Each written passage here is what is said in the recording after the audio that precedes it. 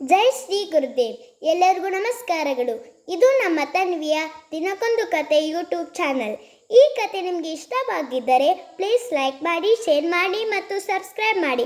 ಕೆಳಗಿರುವ bell button ಅನ್ನು click ಮಾಡಿ. ಈ ಕಥೆಯ ಹೆಸರು ಮೋಡ ಮತ್ತು ಸೂರ್ಯ. ಒಂದು ದೊಡ್ಡದಾದ ಊರು. ಆ ಊರಿನಲ್ಲಿ ಒಬ್ಬ ಹುಡುಗ ರಸ್ತೆಯಲ್ಲಿ ಆರಾಮ್ಸೆಗೆ ಓಡಾಡ್ತಿದ್ದ. ಅದನ್ನ ಮೋಡ ನೋಡ್ಬಿಟ್ಟು ಸೂರ್ಯಗೆ ಏನು ಹೇಳ್ತಂದ್ರೆ, ಸೂರ್ಯ, ನೀನಲ್ಲಿ ನೋಡ್ತಿದ್ಯಾ, ಒಂದು ಹುಡುಗ ಎಷ್ಟು ಆರಾಮ್ಸೆಗೆ ಫ್ರೀಯಾಗಿ ರೋಡಲ್ಲಿ ಓಡಾಡ್ತಿದ್ದಾನೆ, ಅದನ್ನ ನೀನು ನೋಡ್ತಿದ್ಯಾ ಅಂತ ಮೋಡ ಸೂರ್ಯಗೆ ಕೇಳ್ತು. ಆಗ ಸೂರ್ಯ ಹೇಳ್ತು, ಹೌದು ಮೋಡ, ನಾನು ಆ ಹುಡುಗನ ನೋಡ್ತಿದ್ದೀನಿ. ನೀನು ನೋಡು, ಎಷ್ಟು ಆರಾಮ್ಸೆಗೆ ಓಡಾಡ್ತಿದ್ದಾನಲ್ಲ ಅವನು, ಎಷ್ಟು ಫ್ರೀಯಾಗಿ ಓಡಾಡ್ತಿದ್ದಾನಲ್ಲ ಅಂತ ಇಬ್ಬರು ಮಾತಾಡ್ಕೊಂಡ ಖುಷಿಯಿಂದ ಇದ್ರು. ಆಗ ಮೋಡ ಹೇಳ್ತು, ಸೂರ್ಯ, ನಾವು ಈಗ ಒಂದು ಆಟ ಆಡೋಣ. ಆ ಆಟ ಏನಂತ ಅಂದರೆ, ಆ ಹುಡುಗ ಹಾಕೊಂಡಿರುವ ಬ್ಲ್ಯಾಕ್ ಕೋಟ್ನ ಯಾರು ಫಸ್ಟು ಬಿಚ್ಚೋಂಗ್ ಮಾಡ್ತಾರೋ ಅವರೇ ಗೆದ್ದೋರು, ಮತ್ತು ಅವರೇ ಶಕ್ತಿಶಾಲಿ.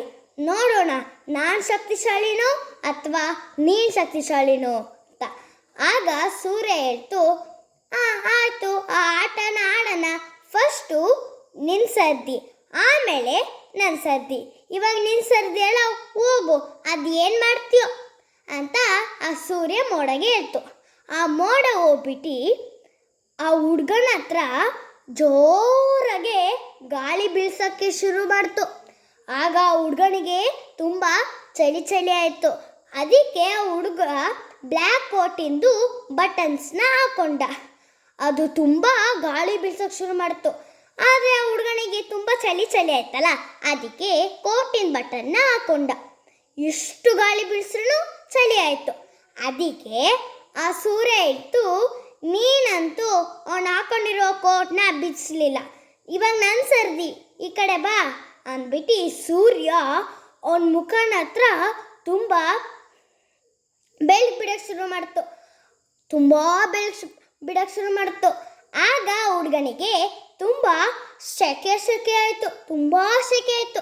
ಅದಕ್ಕೆ ಆ ಹುಡುಗ ಅವನು ಹಾಕೊಂಡಿರೋ ಹ್ಯಾಟ್ನ ಅವನ ಬ್ಯಾಗಲ್ಲಿ ಇಟ್ಕೊಂಡ, ಮತ್ತು ಅವನು ಹಾಕೊಂಡಿರೋ ಕೋಟ್ನ ಬ್ಯಾಗಲ್ಲಿ ಇಟ್ಕೊಂಡ. ಯಾಕಂದರೆ ಅವನಿಗೆ ತುಂಬ ಸೆಕೆ ಆಯ್ತಲ್ಲ, ಅದಕ್ಕೆ. ಆಗ ಆ ಸೂರ್ಯ ತುಂಬ ಬೆಳಕು ಬಿಡೋಕ್ಕೆ ಶುರು ಮಾಡ್ತಲ್ಲ, ಅವನಿಗೆ ತುಂಬ ಸೆಕೆ ಆಯಿತು. ಹ್ಯಾಟು ಮತ್ತು ಕೋಟ್ನ ಬ್ಯಾಗಲ್ಲೇ ಇಟ್ಕೊಂಡ. ಆಗ ಆ ಸೂರ್ಯ ಹೇಳ್ತು, ಮೋಡ, ನಿನಗೆ ಗೊತ್ತಾಯ್ತಾ, ನಾನೇ ಶಕ್ತಿಶಾಲಿ ಮತ್ತು ನಾನೇ ಗೆದ್ದೋಣು ಅಂತ. ಇವಾಗ ನಾನೇ ಗೆದ್ದೋಣು ಮತ್ತು ನಾನೇ ಶಕ್ತಿಶಾಲಿ, ನೀನು ತುಂಬ ವೀಕ್ ಮತ್ತು ನೀನು ಗೆದ್ದೂ ಇಲ್ಲ, ಗೊತ್ತಾಯ್ತಾ ಈಗ ಅಂತ ಅಂದರು. ಆಗ ಆ ಮೋಡಗೆ ತುಂಬ ಬೇಸರ ಆಯಿತು. ಆ ಸೂರ್ಯನಿಗೆ ತುಂಬ ಹ್ಯಾಪಿ ಆಯಿತು. ಅವನಿಗೆ ತುಂಬ ಜಾಲಿಯಿಂದ ಇದ್ದ, ತುಂಬ ಹ್ಯಾಪಿಯಿಂದ ಇದ್ದ. ವೀಕ್ಷಕರೇ, ಈ ಕಥೆಯಿಂದ ಏನು ಪಾಠ ಕಲಿಬೇಕು ಅಂದರೆ, ನಾವು ಸಾಧನೆ ಮಾಡಬೇಕಾದರೆ ಸೋತರೂ ಮತ್ತೆ ಪ್ರಯತ್ನವನ್ನು ಮಾಡಬೇಕು. ಎಲ್ಲರಿಗೂ ಧನ್ಯವಾದಗಳು.